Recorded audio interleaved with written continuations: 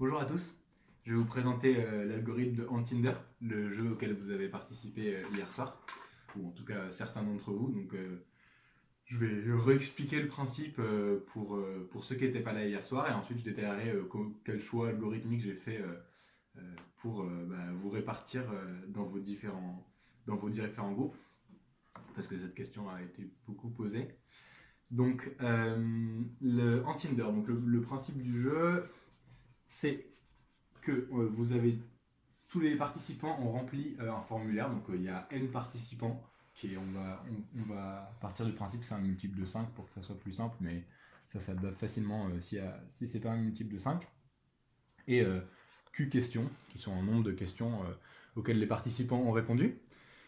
Et donc, en fait, l'objectif était avec les réponses des participants, donc les réponses étaient binaires, deux choix A, B, et il fallait créer des groupes de 5. Et dans un groupe de 5, il fallait qu'il y ait 4 personnes qui soient très compatibles les uns entre les autres, basées sur les réponses aux questions, et une personne qui soit moins compatible, enfin, qui soit le moins compatible possible avec le reste du groupe. Et donc le jeu consistait à deviner quelle était la personne qui était la moins compatible du groupe, sachant que cette personne ne savait pas qu'elle était la moins compatible, et si elle s'en rendait compte, elle devait éviter que les autres le devinent.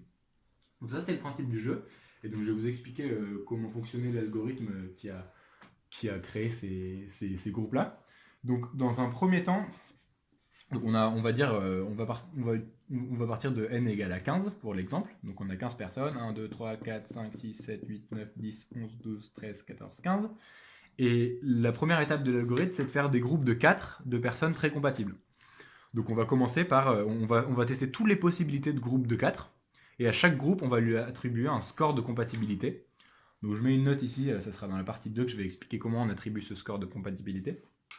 Et ensuite, on prend le groupe le plus compatible et on le crée. Donc disons c'est ces 4 là, hop, c'est le groupe qui a le meilleur score de compatibilité. Donc ça sera notre groupe 1. Et donc pour tester tous les groupes de 4 parmi ces n personnes, le nombre de groupes qu'il y aura, ça sera 4 parmi n. Et ensuite on va répéter l'opération en enlevant ces 4 personnes qui ont déjà été sélectionnées pour être dans le premier groupe. Donc ce sera 4 parmi n plus 4 parmi n-4, etc. Et donc on va créer hop, le deuxième groupe des 4 personnes qui sont les plus compatibles une fois qu'on a exclu ces 4 là. 2 et le troisième groupe, hop, groupe 3. Et donc, une fois qu'on a fait ça, bon, je précise juste tous ces choix, c'est les choix que j'ai fait, mais on aurait pu faire plein de choix différents. Donc, une fois qu'on a fait ça, il va falloir répartir les personnes qui restent dans les groupes de sorte qu'elles soient les intrus. Les personnes qui restent, ce sera les intrus. Et donc, on va d'abord essayer de trouver l'intrus qui va aller dans le groupe 3. Parce que le groupe 1, comme lui, il a été choisi en premier, c'est vraiment des gens qui sont très compatibles. C'était le groupe le plus compatible de tous les groupes. Donc, ce qu'on va faire, c'est qu'on va s'occuper d'abord du groupe 3, qui, comme il a été choisi en dernier, il avait moins de possibilités. Donc, c'est sûrement un des groupes, le groupe le moins compatible des 3. Et donc, on va tester toutes les compatibilités des personnes individuelles à ce groupe 3. Donc ça fera l'objet de la partie 3, comment on compare la compatibilité, comment on teste la compatibilité d'une personne à un groupe.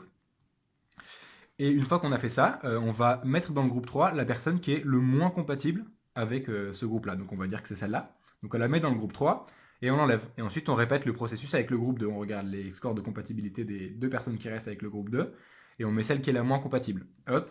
Et ensuite la dernière va dans le groupe 1.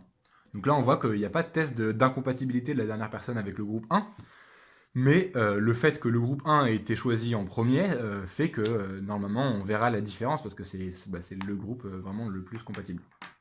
Donc c'est pour ça qu'on fait ça dans cet ordre. La deuxième, donc la partie comment on calcule la compatibilité d'un groupe de 4, c'est la deuxième partie. Donc on va se mettre dans le cas Q égale 3. Donc on a posé 3 questions. Et on va donner les réponses de chacun des membres du groupe de 4 qu'on considère pour calculer le score de compatibilité. Donc le premier, on va dire, il a répondu 1, 1, 0. Le deuxième, 1, 0, 1. C'est des réponses binaires, donc on peut leur assigner un chiffre entre 0 et 1. Et une fois qu'on a fait ça, on va comparer leurs réponses à chacune des questions. Donc par exemple, pour la question 1, ils ont tous répondu 1. Donc, ça fait 4 contre 0 pour la question 1. Et dans ce cas de figure-là, on va leur attribuer plus 1 de compatibilité, parce qu'ils sont tous d'accord. Dans le deuxième cas, pour la deuxième question, ils sont 2 contre 2, donc ça c'est le pire qui puisse arriver au sein d'un groupe de 4. Et donc 2 contre 2, on va leur donner 0 de compatibilité.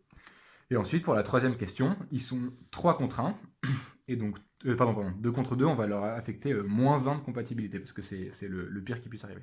Et dans le troisième cas, 3 contre 1, on va leur affecter 0 de compatibilité. Donc ces choix de pondération, c'est moi qui les ai faites, mais on pourrait trouver des choix différents.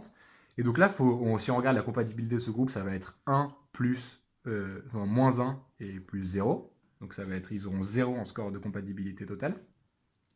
Et il faut voir que ne serait-ce d'avoir 0 ou même un score positif, c'est quand même quelque chose Enfin, ça veut dire que c'est un groupe qui est quand même bien compatible, parce que si on faisait des tirages aléatoires, le 4 contre 0, il n'y a que 2 possibilités parmi 16, et parce qu'ils se doivent tous 1, tous 0.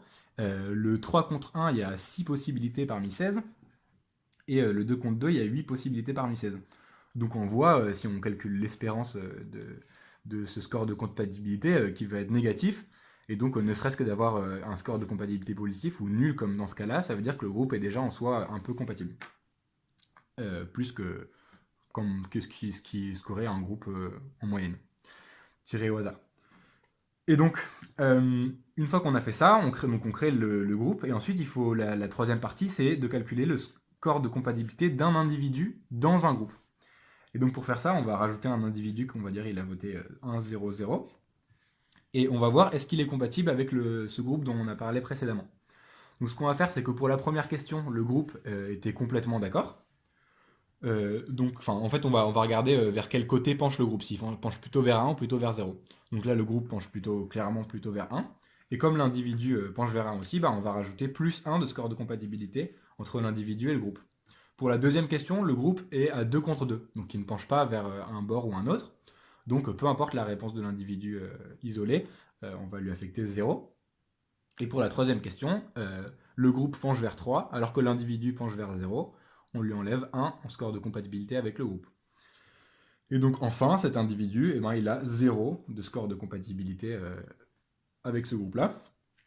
Et donc on va affecter l'individu qui a le plus petit score de compatibilité dans les différents groupes. Et donc voilà qui conclut à peu près tout.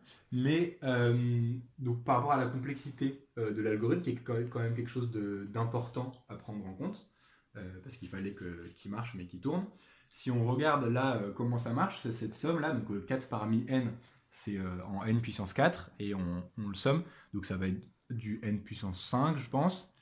Et à chaque fois, à chaque test, on va devoir sommer sur le nombre de questions. Donc l'algorithme, il sera à peu près en Q fois n puissance 5. Donc on voit qu'augmenter le nombre de questions, c'est pas grave. Donc on était surtout limité par le temps que les gens voulaient passer à répondre au formulaire. Mais par contre, le nombre de personnes, c'est un facteur assez limitant dans la complexité de l'algorithme. Mais j'avais testé jusqu'à 50 et ça avait l'air de bien marcher. Et pour la session la plus où il y avait le plus de gens, on était un peu plus de 30. Donc ça a très bien fonctionné. Et encore une fois, cet algorithme que j'ai présenté là, c'est celui que j'ai choisi, mais la pondération ici est un peu arbitraire, et surtout le choix de création des groupes, je pense que c'est quelque chose d'assez intéressant